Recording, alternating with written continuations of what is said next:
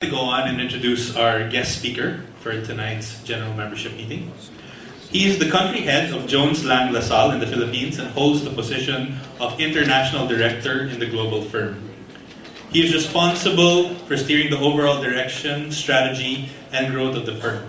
The Philippine firm is now the second largest contributor of Jones Lang LaSalle in Southeast Asia, immediately after Singapore. In his present capacity, he steers a team of 500 across the Philippines. Prior to joining Jones Lang LaSalle, he founded and managed Leechiu and Associates. He received his Bachelor of Arts degree in Humanities, major in Entrepreneurship Management from the University of Asia and the Pacific in 1993. He also completed a management course from the Asian Institute of Management in 2011. He is an active member of the Business Process Outsourcing Association of the Philippines, BPAP, and various foreign and local chambers of commerce, maybe soon the Indian Chamber as well. Let me now welcome to the podium our speaker for this afternoon, Mr. David Leechiu. Round of applause. Thank you very much for that very kind introduction. And Gautam, thank you very much for that very inspiring presentation on what we're doing for Tacloban and the rest of the state. Thank you also for the gentleman from my foundation. I think there's one thing that I'm learning, we're all learning here, is that even though with this disaster, it's a total mess out there in Tacloban, at least the rest of the country is uniting together to solve this problem and overwhelm this problem. So I think for that, congratulations to all of us for making that happen. So I'd also like to thank the Indian Chamber of Commerce for inviting me over here to give you a flavor of what we think is going on in the economy. And before I start, I'd also like to introduce my colleagues who are here in the room. If I can just ask you to stand up, please, and just make yourself visible. Yali.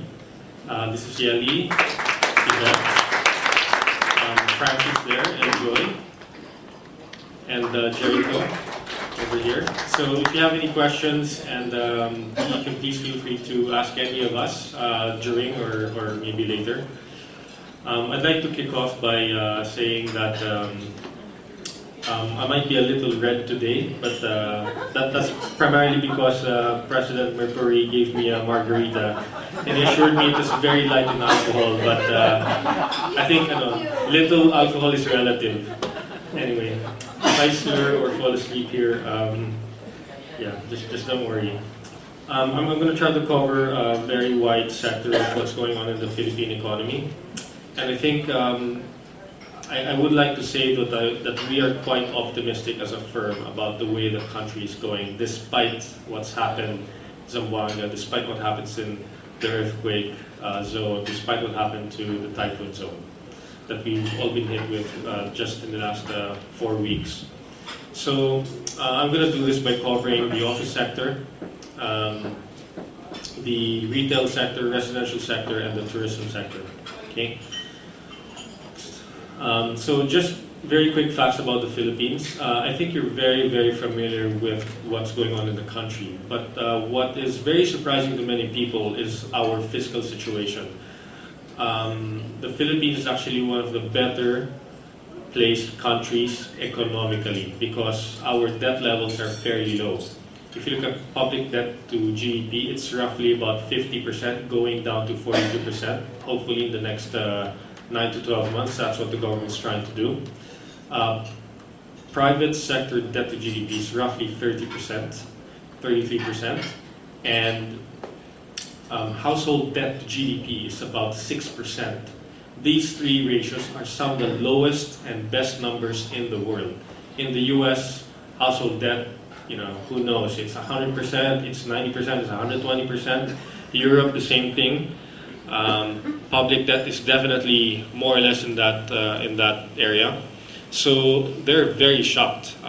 Outside the Oriental states, China, Japan, Korea, Vietnam, the Philippines is actually one of the highest savings rate countries in the world, 24-25%.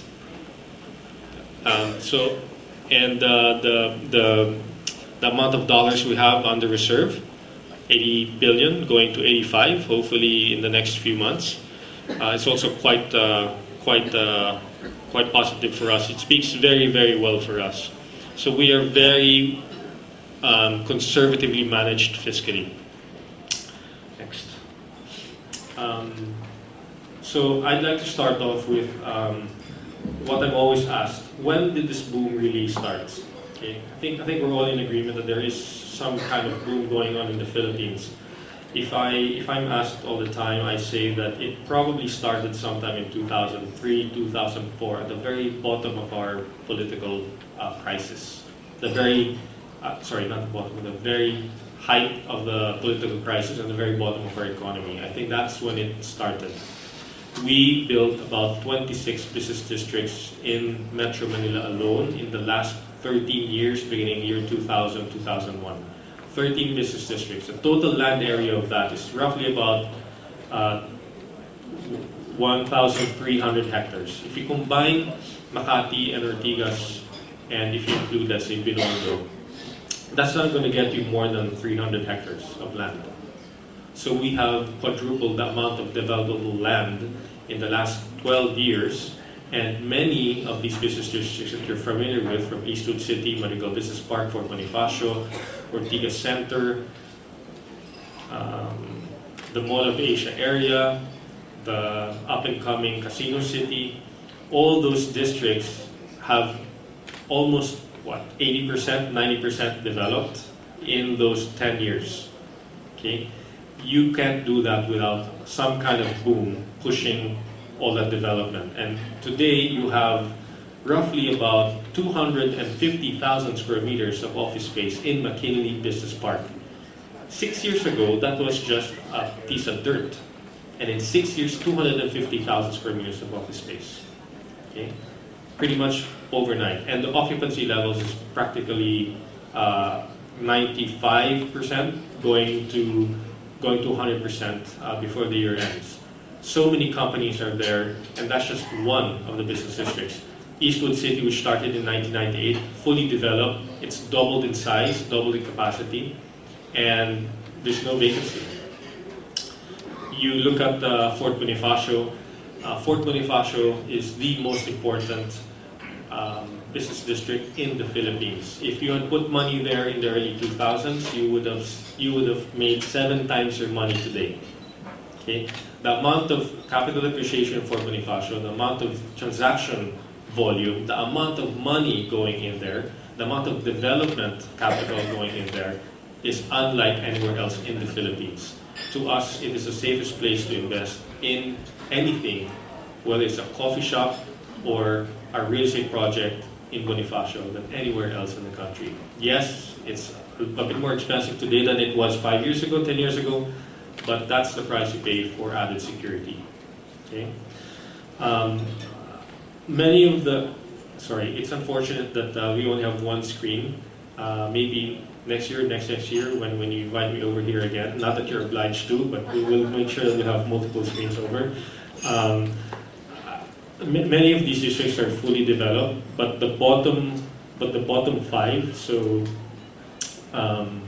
New Valley, the Mall of Asia area, the FDI area, which is now called Arca South, the Fairview area, I think all those will become raw, clean slate business districts, and we think that the Mall of Asia area, the Asiana area, and the FDI area, including, in addition to Fort Bonifacio, will be the 4 most important business districts in the next 5-6 years. Why? Because there's nowhere else for development capital to go to except these 4 key areas. And unfortunately, FDI won't be available until later part of 2016.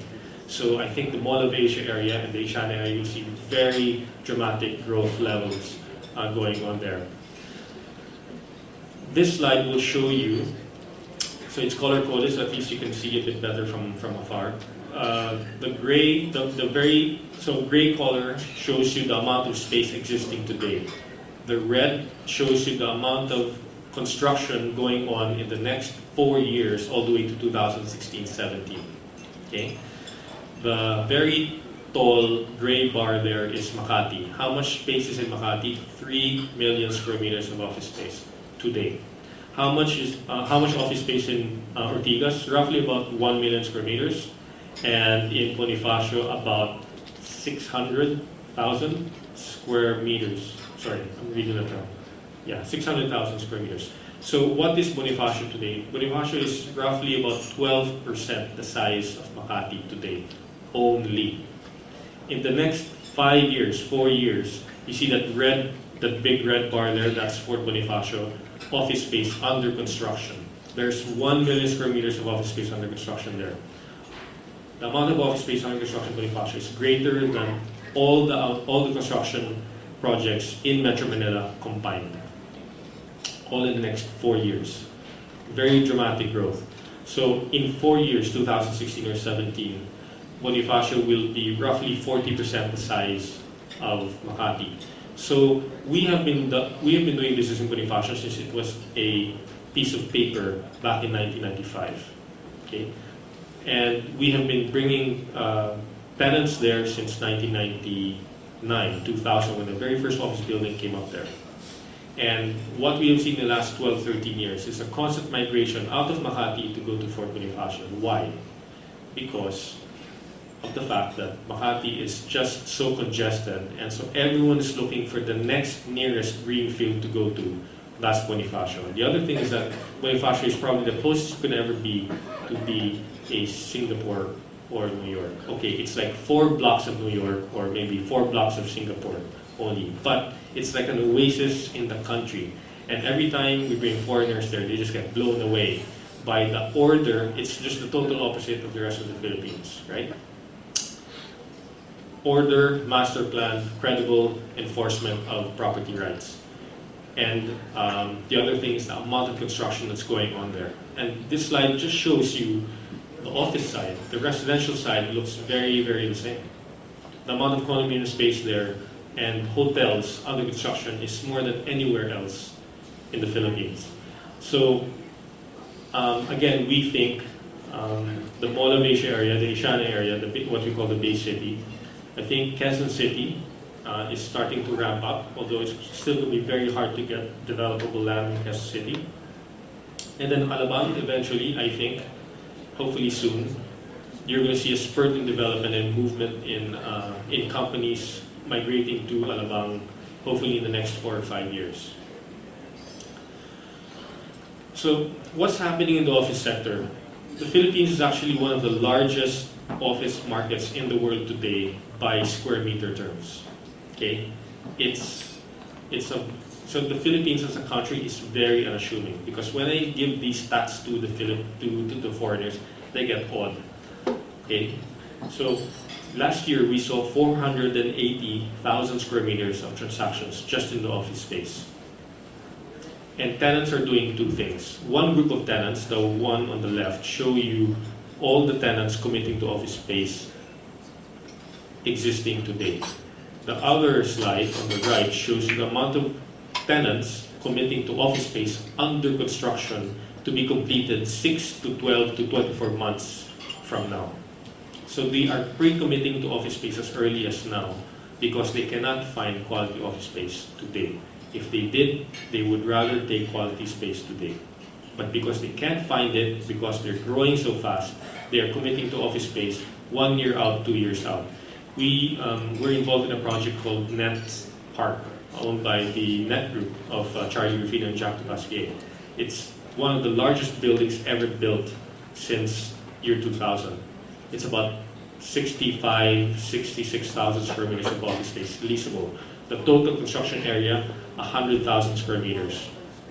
It's probably the single biggest construction work office site. And we've already pre-leased 20% of that building. And it won't be due for completion until January of 2015. We are doing a deal right now for a bank, a foreign bank, who's going to commit to 55,000 square meters for 10,000 employees for delivery. So they are going to sign this. And if some of you are going to build office buildings and you're not building it in Makati or Bonifacio, then you have to build for the BPO sector. And you've got to try to get as much of those elements needed by that sector in your building. Or else you're going to have a very tough time building elsewhere, building for other people.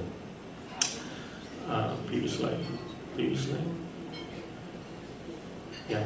So what does this slide show you? It shows you the years from 1992 to 1996. The amount of space taken up by the multinational companies during those boom years.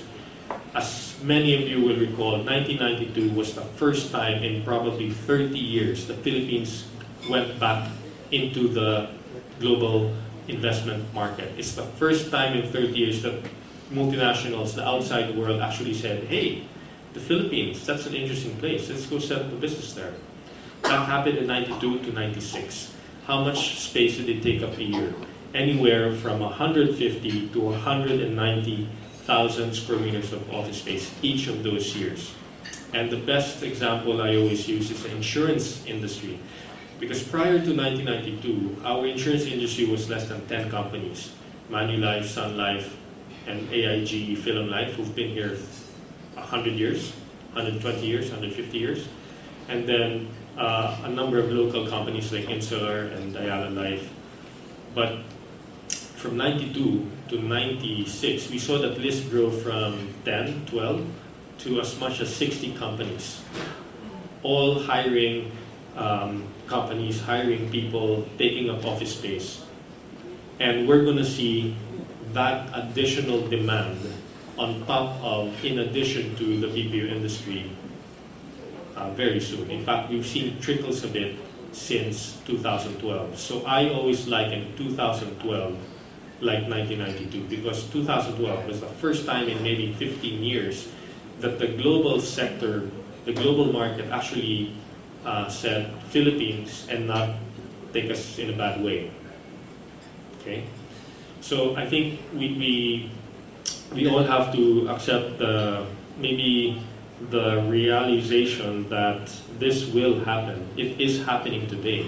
If you look at all the conglomerates like JG Summit, Ayala, SM, we are helping them take office space in buildings that they don't own.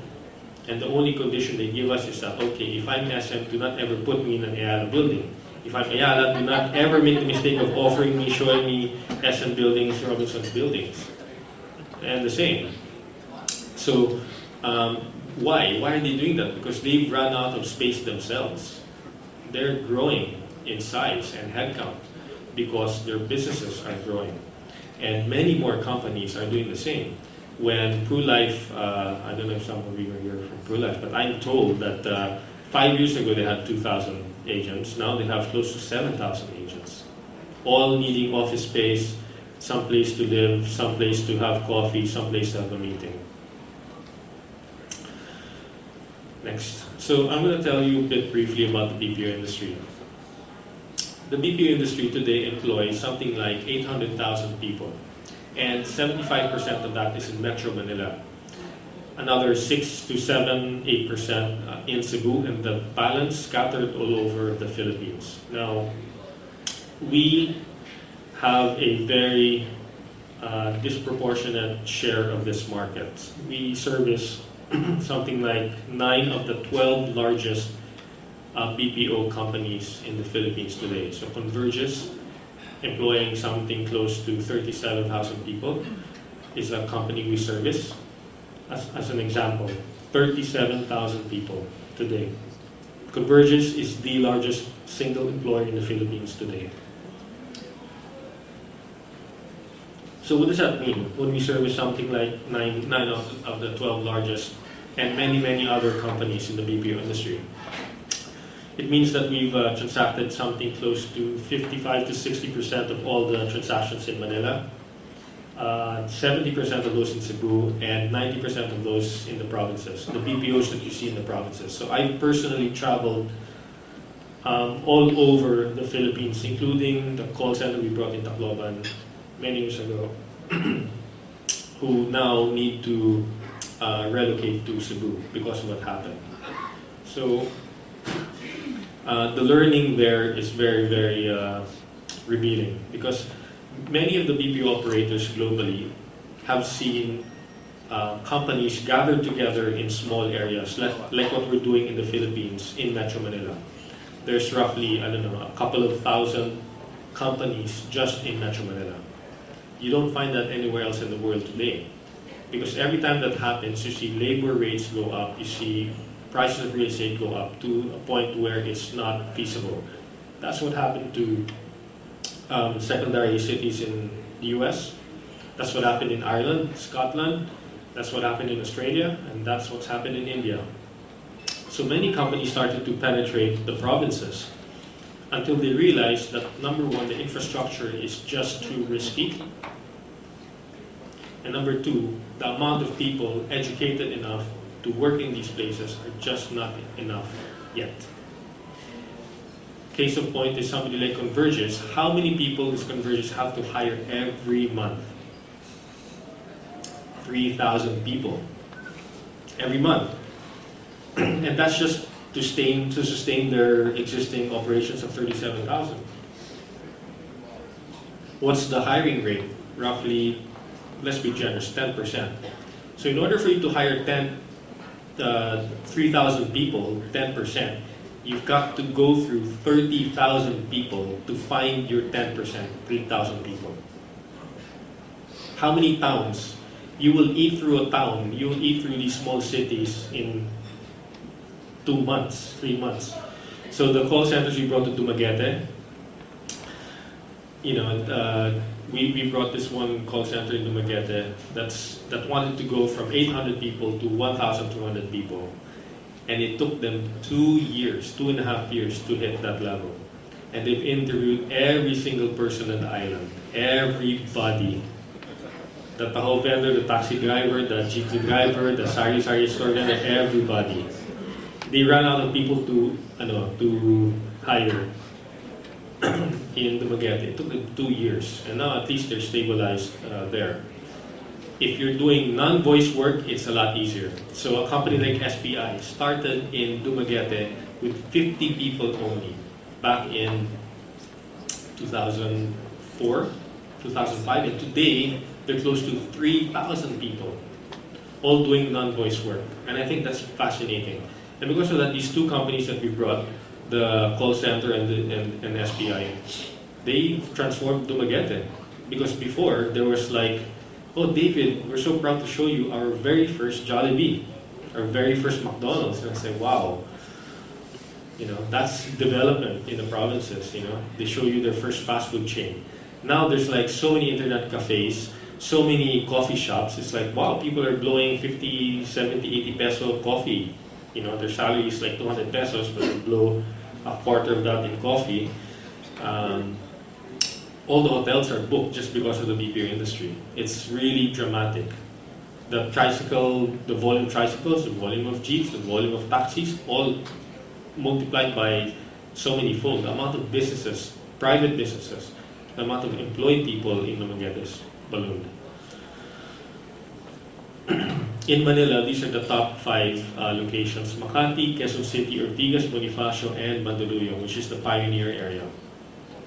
Okay, and I think Bonifacio will keep becoming a very important piece of the puzzle.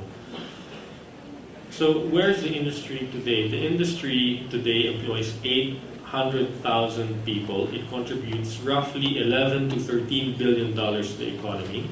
So what does that number represent? It represents almost 50% the size of the remittances, which is the largest driving force of this economy. The remittances contribute anywhere from $21 billion to $30 billion a year, depending who you ask.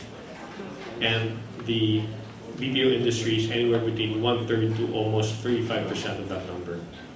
But in 4 years, we are looking to employ from 800,000 today to roughly 1 million to 1.3 million people sometime in 2016. As being on the board of BPAP now, I think I can believe that number. How does that compare to India's industry? The BPO industry in India employ 5 million people, and the industry is, if we're doing 13 billion today, they're probably doing 4 times that. because the amount of work, of BPO work being done in India is very, very high level. I mean, the software development alone, the design development alone being done in India is a reflection of how sophisticated the education industry, education system is there compared to here, the high-tech area. So at 1 million to 1.3 million people, the industry alone will contribute somewhere between $18 billion to $20 billion. That will more or less approximate the contributions of the BPO, of the remittances today. That's going to be how big this industry is going to be. And it could be bigger. Like I said, we see the pipeline. Companies are committing to office space today to open in 2016, 17, or 15. It's very credible. The other thing that will inspire you, apart from all the work that we're doing for the typhoon, earthquake-stricken areas, is that the BPAP was given something close to 700 million pesos by the government. It's unprecedented. And all it's tasked to do is to do three things. Increase the scholarships for trainees to be hireable, improve the curriculum of public school, of 17 state universities, and 3 retrain teachers. And because of these three things, they have converted non-qualified people to qualified employees of the BPO sector by as much as 75 people last year. And that was just the pilot project, 75,000 people. So we think that the output for qualified labor will continue to increase in the next 5 years because of this program. Now that this pilot project that's been very successful, we're going to roll it out to more and more companies. Now consider this, 800,000 people employed in the BPO industry today. Average salary, 20,000. Total monthly salary expenditure by the industry, 16 billion pesos every month. So somebody asked me earlier this evening, is it trickling down to the poor, lower class? And I say, definitely. And I hate it when I read it in the papers that it's not transforming society, because who really benefits from the BPO industry? The very same people I mentioned earlier, the taxi driver, the taho vendor, some of you in the retail sector see this. You will not have these many branches you have today if not for the BPO sector. Now, the joke in the industry is that the call center employees spend on the 3 C's, right? Cigarettes, coffees, and condoms. So my task is to bring them from condoms to condominiums. Anyway, next. The residential market. So a lot of people are concerned about the residential sector. Is there going to be a glut? I don't think so. Will rent soften? Maybe. Most likely. But that will be temporary.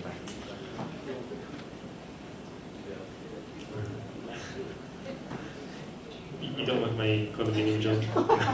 Well, anyway, so what is alarming people? This slide on the left shows you how many condominiums are sorry, I should stop drinking the margarita. So 140,000 condominium units in the last 17 years. Okay? 117,000 condominium units in the last 17 years we built in Metro Manila. The slide on the right shows you 150,000 condominium units in the next 6 to 7 years. So the same number of condominiums, although they're smaller, but at 1/3 the time. And that's why, wow, I think there's going to be a glut. Okay? What I would like to say is that just like in the previous time, the high-end market, and high-end to us, we define as anything above 10 million pesos. We'll consider high-end. The high-end market, the high-end supply of condominiums is roughly 4% of that number. It's only 5,000, what's 5,600? 5,900, thank you. Yeah, 590,000 units only in the next 6 to 7 years.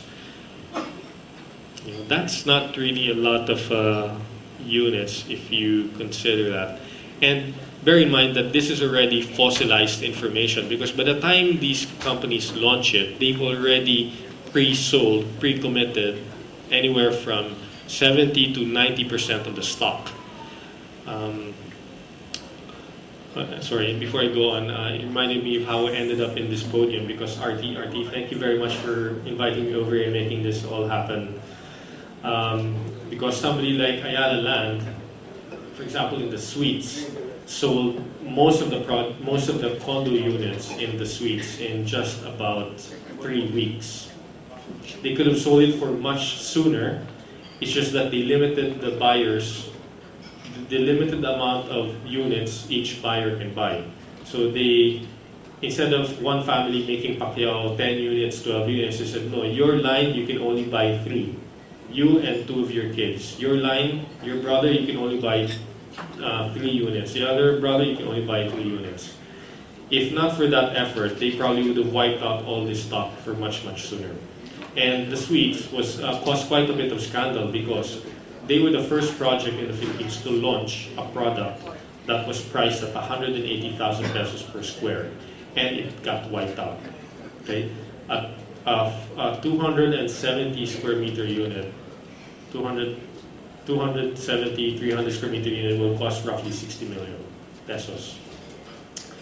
And this is a building that you won't see until 2018, right? You're going to have a long wait for this building. It better be worth the wait. Next. Now, here's the other thing, okay?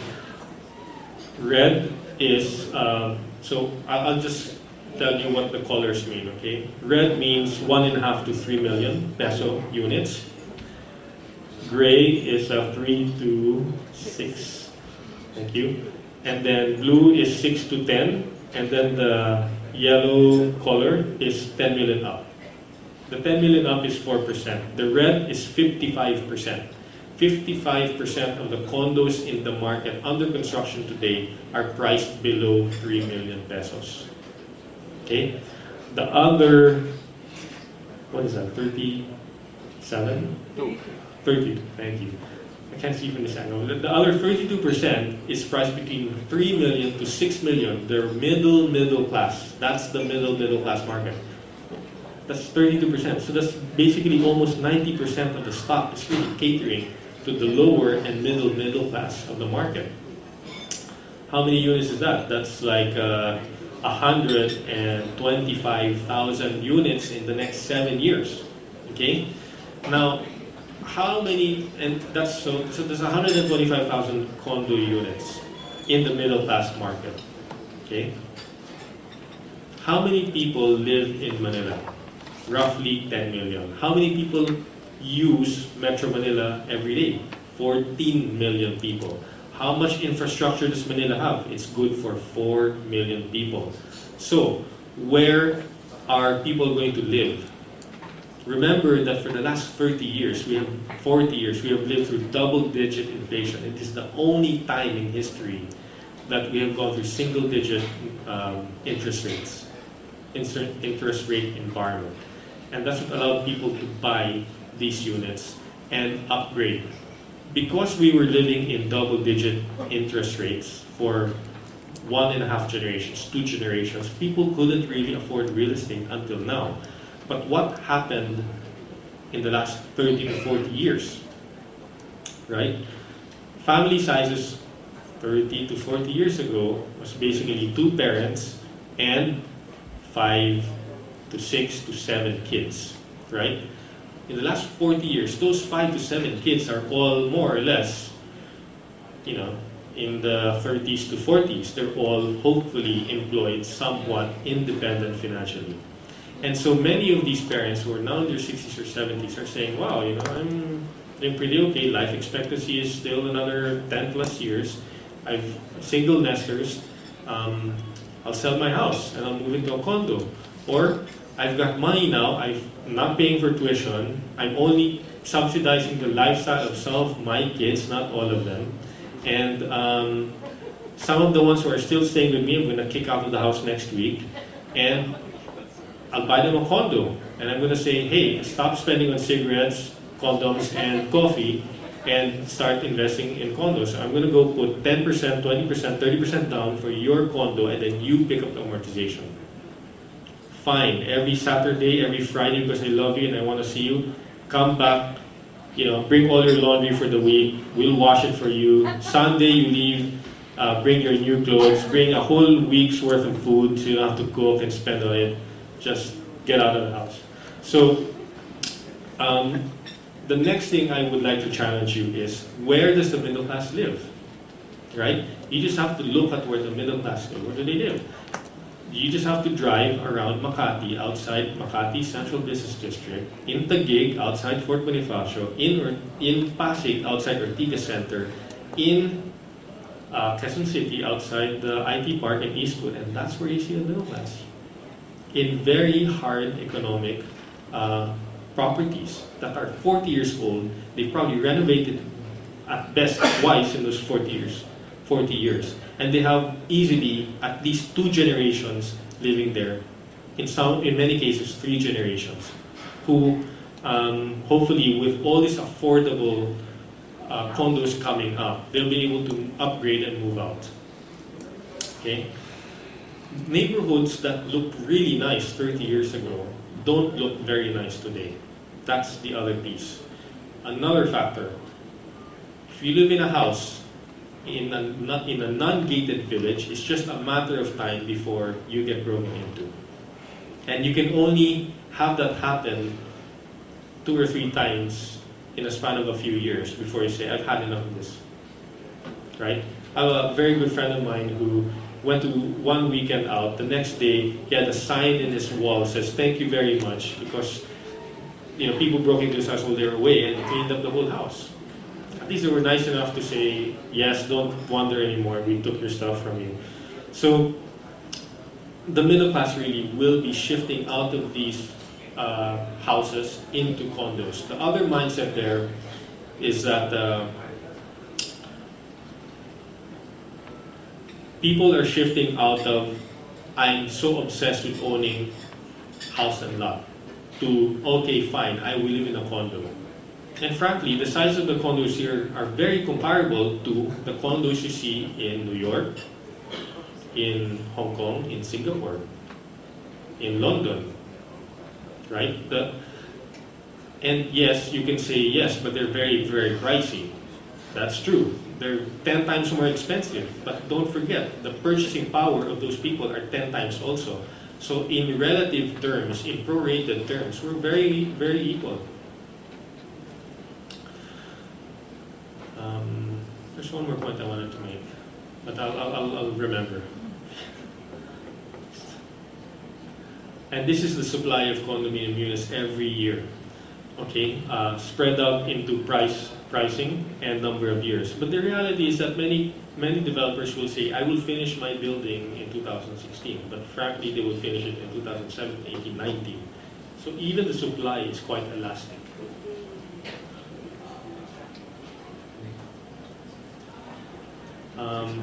I'm going to try to wrap this up in 10 minutes, because I'm being told that I'm taking too long. But this is just pricing in different parts of different parts of the city. But I can say that Bonifacio also, even in the condo space, has replaced Makati, because Makati traditionally was the upper and upper middle class market.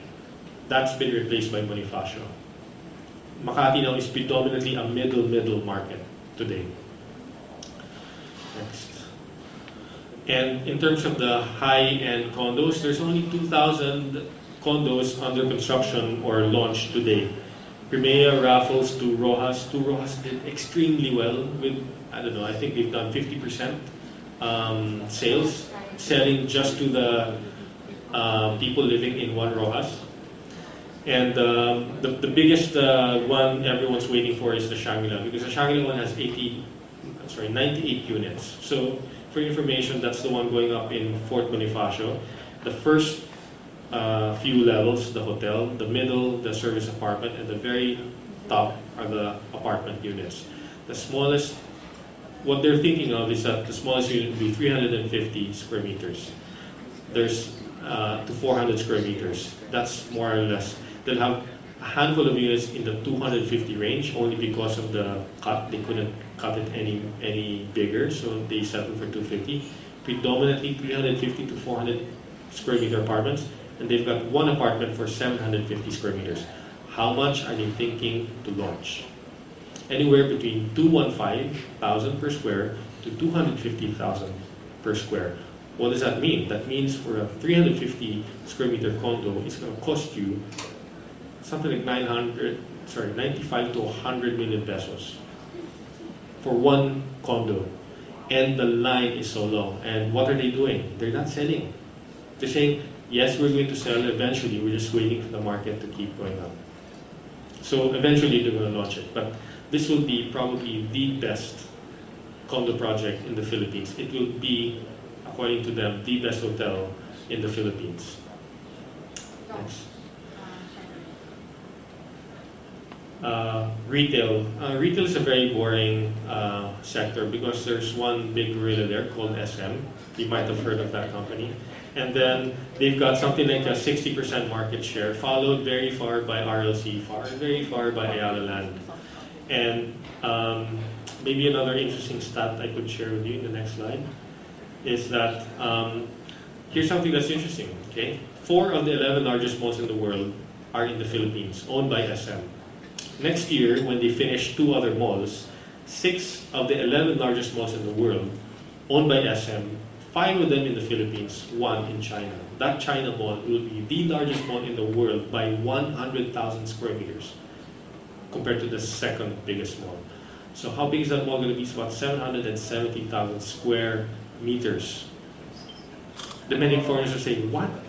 Do you mean square feet? No, I mean square meters. And the foot traffic of each of these malls, 400,000 to 500,000 people on a weekday without the light shows and the fireworks. Next. So many brands are coming here, which many of you know. Many brands want to come here to the Philippines. Many foreign brands. And I've talked to many of the foreign brands who are pleasantly surprised about the results of their business here. The ones who have recently opened in the last 12 months, 18 months. Very, very surprised with the take-up.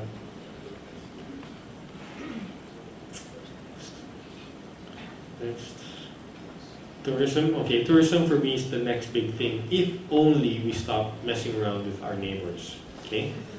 Next. Why is tourism to me the next big thing? Okay, because the market is huge, and all of you here are businessmen. You know that it's easier for us to set up a business when there's a big market. All we have to figure out is how to sell it to them, sell your product to them. A lot better than having a lot of product and no market. Right? So, 1 billion people traveled last year, according to the World Tourism Organization. 1 billion. $1 trillion spent. That's roughly $1 trillion for every visitor. Okay? 290 people in Asia Pacific. And the Philippines picked up 36% of 1% of that money, the 1 trillion. And 41% of 1% of that traffic. Nothing. If you round it off to the nearest whole number, that number will be 0. Nobody's coming here. Now a lot of people are coming here because they're busy doing their work in Tacloban, for ironically. Anyway, next. And these are some of the most visited countries in the world. France at 83 million people, US 67, China 57. How many Chinese people traveled last year? 40 million. So even in tourism, they've got a massive trade surplus. Spain 57 million, Italy 46 million, Malaysia 25, Thailand 21. Despite the red shirts, despite the airport takeover, despite the bombing, despite the rallies, the killings, 21 million people visited last year. Phuket alone received 3.5 million people last year. 4 million in Bali. How many in the Philippines? Roughly 4 million. Okay. Bangkok alone, 9 million people last year. Next. The Philippines is roughly number 12 in Asia Pacific in terms of visitor arrivals. So from 3.5 million to 4.2 million, compared to China, 55 million to 57 million between the years of 2010, 11, and 12. Thailand, 15 million, 19 million, 22 million. Korea, 8 million, 11 million. Look at Vietnam, 5 million, 6 million, 6.8 million. 50% more than Philippines. I don't know if any of you have been to Vietnam, but the tourism industry there is very raw. It's still in very infancy stage, and yet they're getting 50% more than we are. And these are just some of the largest tourists in the country: Korea, US, Japan, China, Taiwan. I expect China and Taiwan to dramatically come down because of all the squabbles we have with them politically. And then these are the number of hotels coming up in the pipeline. If there's one sector I'm concerned about, it's the hotel sector for the short term, because I think the Makati hotels and the Manila hotels and the Ortigas hotels are just gonna get hammered for the next 5 years when the new hotels in Bonifacio and the Bay Area open up. These are all 5 and 6-star hotels. So the existing 5-star hotels are gonna get downgraded significantly. The people we've brought to Bonifacio, the office tenants there, all they're waiting for really are the hotels to open up there. They won't need to come to Makati anymore. The big picture. So Philippines, I've been going to this conference called the Real Estate Investment World Conference. And if any of you are really that interested in real estate, I would encourage you to go, because that's like the global forum of all the real estate investors gathering every year in Singapore, June. And there was a time when they talked about emerging markets, and an investor in Thailand said, we're so happy with our investment in Thailand. We own a mall there. 2 blocks away, the red shirts, yellow shirts are all fighting, bombs are going off, etc. And 2 blocks away, our mall, business as usual. Our investment's great. And I go and say, why don't they talk about that in the Philippines? We have rallies, but nobody gets killed, nobody gets wounded. We have coup d'etats, but nobody dies, nobody gets ousted, nobody goes to jail. Everything's fun in the Philippines, even with the coup d'etat, and nobody wants to invest here. So I asked them, and they said, why are you investing in Indonesia, Thailand, and Vietnam, and not in the Philippines? Oh, well, because the population in Indonesia, Vietnam, and Thailand are huge. Then I go, well, there's 100 million people in the Philippines. Oh yeah, but your country is so corrupt. Then I go, well, there's corruption in Indonesia, Vietnam, and Thailand, right? And I go, yeah, but the corruption there works. The corruption in the Philippines doesn't work. So we're gonna have to fix that problem also, And really, if there's one thing that turns people off here, is that it is that you pay all the way down and you ain't gonna get what you paid for. Next. This is just a comparison in terms of number of visitors in the first 5 months of this year. 10 million Thailand, 3 million Indonesia, 3 million Vietnam, and 2 million Philippines, versus the number of hotel rooms they have. How many hotel rooms in Thailand? 184,000 versus our 15,000 hotel rooms today. Now that hotel room supply in Metro Manila is going to double by 12,000 more hotel rooms in the next 2 years. So here's another thing. Red line is Philippines on the bottom. This is the last 20 years, from 1990 to 2012. So the last 22 years, okay? Foreign direct investments in each of these countries. So Indonesia, Thailand, Vietnam, Philippines. We didn't really break 2 billion, 3 billion in the last 20, even 40 years. Whereas Vietnam has done 8 billion, Thailand has done 8 billion, and Indonesia has done 19 billion in foreign direct investments versus our 2.8 billion last year. It's nothing. Okay? And that's despite the fact that Vietnam has gone through 3 years of hyperinflation. They've been through economic hell for the last 3 years with 19% inflation and 20% interest rates. So, next. So I am quite optimistic about the future of this country economically because we have learned how to set the government aside and say, okay, let's just get on with this. And only two industries, the BPO industry and the remittances. If you just hinge your hopes on those two industries, I think we'll be just fine. And the status quo today is actually very good, right? If we get tourism right or the PPPs right and move it from PowerPoint presentations to actual public-private partnerships, if we actually make those projects happen, then I think we'll be very bullish about the Philippines. And bear in mind that we are now close to the peak of our index. You know, the economic conditions in the Philippines look very, very good. And for me, I'm only counting on two industries, BPOs, remittances. If we get those two things right, if we get mining right, if we get corruption right or wrong, if we get foreign direct investments right, if we do structural reform in some way, I think the growth will be dramatic. Now, of course, how many times in your lifetime have you heard this? You heard this in 72, probably. I don't know what Marcos told you when I was born that year. You heard it in 86 when we had a revolution with a new president. We also heard it when we put GMA there.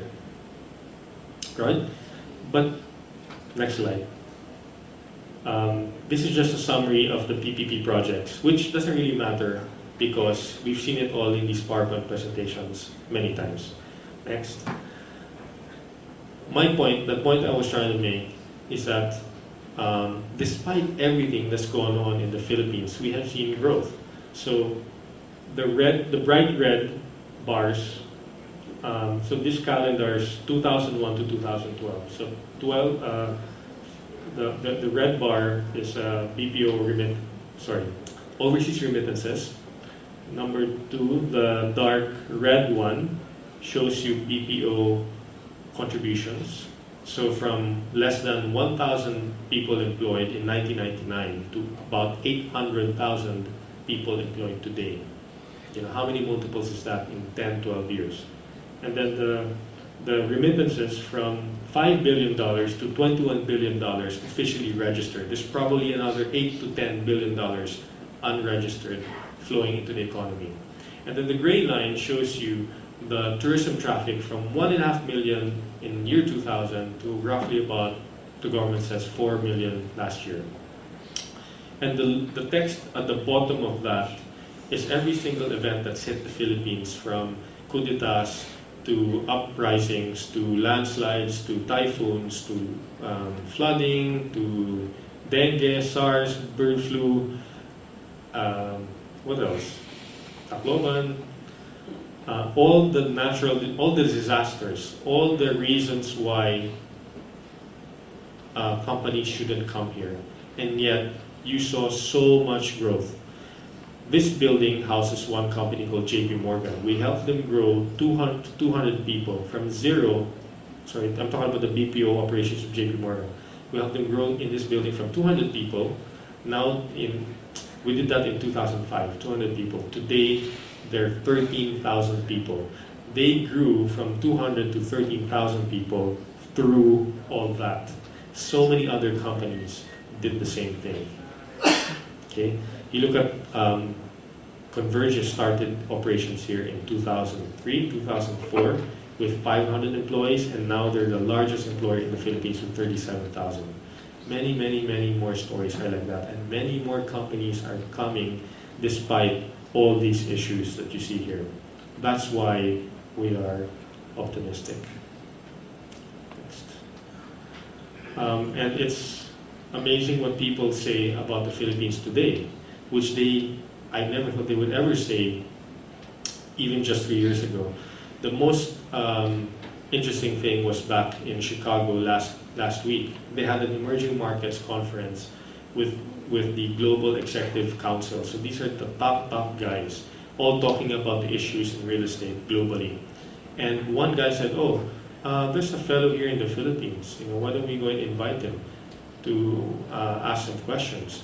And in the audience was me and Charlie Rufino. So Charlie Rufino stood up to speak on behalf of the Philippines. And I said, Charlie, the moderator said, hey, Charlie, the Philippines keeps coming back up in the radar. What's going on in the Philippines? Because we have heard so many good things about the Philippines the last 18 months. Is it for real? And, Charlie explained all these things that we talked about tonight. And it was, nobody chuckled. Everyone said, wow, and they were all taking notes. Because many of those companies, they know for a fact, setting up shop here in the Philippines already. This is just about who we are and what we do, but I won't really bore you about who we are, what we do. You can look us up in the website. We are the largest brokerage business in the Philippines by a very wide margin. And with that, I thank you very much for your time, your attention, and for tonight. Thank you very much.